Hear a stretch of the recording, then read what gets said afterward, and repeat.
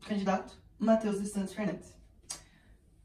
Em dezembro de 1864, eclodiu um sangrento conflito envolvendo a República do Paraguai contra o Império do Brasil e a Argentina e Uruguai. Nós estamos falando da Guerra do Paraguai. Ela foi um dos conflitos que mais durou e um dos mais sangrentos, deixando um saldo de milhares de mortos e feridos, ficando atrás apenas da Guerra de Secessão. A Guerra do Paraguai ela é responsável por lançar todos os países envolvidos no limbo das dívidas externas, enquanto o Paraguai sofreu com déficit econômico e populacional ao fim da guerra. E o Brasil, ele sofreu economicamente, mas ele foi o início dos tropeços da monarquia. Um conflito que envolve a história da Guerra do Paraguai é a forma com que ele vai ser contado. Nós podemos começar mencionando isso, por exemplo, de que é a Guerra do Paraguai, que nós chamamos aqui no Brasil, mas no Uruguai, na Argentina e no Paraguai, ela é chamada de Guerra da Tríplice Aliança ou simplesmente de Grande Guerra. No Brasil, é costumeiro que a versão do Instituto Histórico e Geográfico, que era chefiado pelo imperador Dom Pedro II, de que o Paraguai é o grande inimigo e também o grande responsável por essa guerra, por Solano Lopes ter invadido o Brasil, que teria causado o início da guerra. Essa versão permanece mesmo durante a República, onde, chefiada por militares, se enaltece o poder da Guarda Nacional. Mesmo tendo massacrado o Paraguai, nós seríamos fortes e teríamos um saudosismo com as táticas e estratégias de guerra que foram envolvidas. Durante os anos 60, as versões e os debates historiográficos envolvem a Inglaterra, onde o Paraguai teria lutado contra o imperialismo inglês e também brasileiro para se manter. O Brasil seria o grande inimigo e responsável por vários problemas que o Paraguai vinha enfrentando. Para lá, mais ou menos, ao longo de 1990, a abertura de alguns arquivos e umas fontes históricas diferentes irem dando novos contornos para essas histórias. Mas hoje nós temos a oportunidade de analisar alguns pontos essenciais para entender os precedentes dessa guerra. O que teria feito, então, que essa bomba no Cone Sul da América tivesse explodido? O que teria levado e acirrado essa tensão? Então vamos entender primeiro o contexto. O que é o Brasil na década de 1860? Nós somos uma monarquia. Estamos no segundo reinado chefiado pelo imperador Pedro II e ele é a imagem do império, ele é o símbolo da monarquia e do que é o Brasil. Nós estávamos surfando na onda da modernização proporcionada pelo Império do Café. O café estava fazendo muito sucesso e com os lucros estávamos investindo em estradas de ferro, na infraestrutura do país, na iluminação a gás. Apesar de muitos desses lucros e do trabalho do país, ele ser movimentado pela mão de obra escravizada, o que acirrava conflitos diplomáticos, inclusive com a Grã-Bretanha, que pressionava pelo fim do tráfico e da escravidão no Brasil. Nesse momento, nós estávamos, então, com as relações diplomáticas rompidas com a Inglaterra. Apesar de moderno em relação a outros países da América Latina para esse período, o Brasil ainda dependia bastante dos meios naturais para se comunicar. Ele era um país de dimensões continentais e as vias fluviais eram um dos principais meios de transporte de produtos e de comunicação.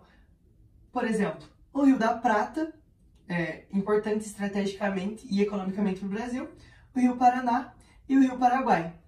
Nesse momento, alguns paraguaios estão dificultando a navegação pelo Rio Paraguai. Mas o Paraguai ele era fechado politicamente desde a sua independência. Ele era governado por ditadores vitalícios. Quem estava no poder nesse momento era Carlos Antônio Lopes. Ele tinha um projeto do Grande Paraguai e ele estava abrindo lentamente, de forma econômica, o Paraguai para os países vizinhos. O Carlos Antônio Lopes estava investindo na educação do país e na industrialização, mas principalmente voltado para a industrialização bélica. Ele queria modernizar o seu exército, Então ele enviava jovens e tenentes para estudar no exterior, para voltarem e treinar o exército dele. Nesse momento também se atribuem muitos dos problemas econômicos do Paraguai à ausência da sua saída para o mar. Ele tinha que barganhar, ele tinha que negociar a saída e a entrada de produtos com os países vizinhos, entre eles a Argentina e o Uruguai. O presidente da Argentina, nesse momento, o Bartolomeu Mitre, ele estava dificultando a saída e a entrada dos produtos paraguaios pelos portos de Buenos Aires. Então, eles fazem uma aliança com o Uruguai. Com a morte do Carlos Antônio Lopes em 1862, quem vai subir no poder do Paraguai é Solano Lopes, filho dele. E o Solano Lopes ele já entra no poder com o projeto, continuando esse projeto do Grande Paraguai e negociando com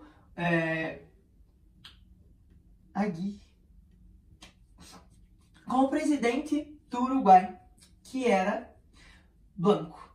Por quê? No Uruguai, ele era politicamente estável e o seu poder ele transitava entre o Partido Blanco e o Partido Colorado. O Uruguai ele sofria muita interferência de países vizinhos, entre eles um dos principais, o Brasil. Então, esse poder transitando entre brancos e colorados, os colorados eram os que mais proporcionavam vantagens ao Brasil.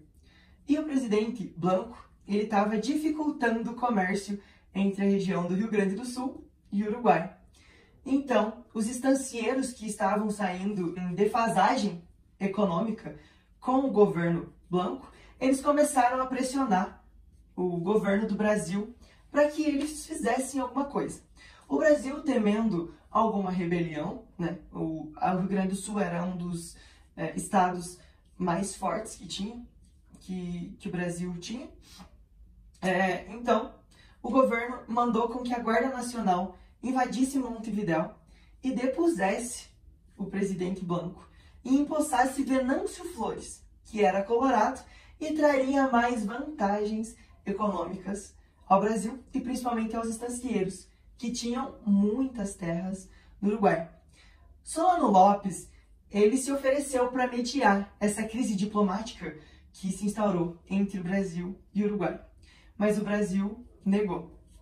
Solano Lopes deu um ultimato de que se o Brasil invadisse Montevidéu, eles teriam que entrar em conflito. Então, Solano Lopes, depois da invasão do Uruguai pelo Brasil, ele ordenou o sequestro do Marquês de Olinda, que estava levando o futuro presidente de província do Mato Grosso. Então, as relações diplomáticas em novembro de 1864 entre o Brasil e o Paraguai, elas foram rompidas. E o Solano Lopes, temendo uma reação do Brasil pelo sequestro do Marquês de Olinda, ele invade a província do Mato Grosso em dezembro de 1864. E aí tem início a Guerra do Paraguai. E o Solano Lopes, então, para tentar ajudar os blancos do Uruguai, ele precisaria invadir o Brasil pelo sul. Então, para ele fazer isso, ele teria que passar pela Argentina. E ele tomou a província de Corrientes. E a Argentina, então, se uniu ao Brasil e ao Uruguai.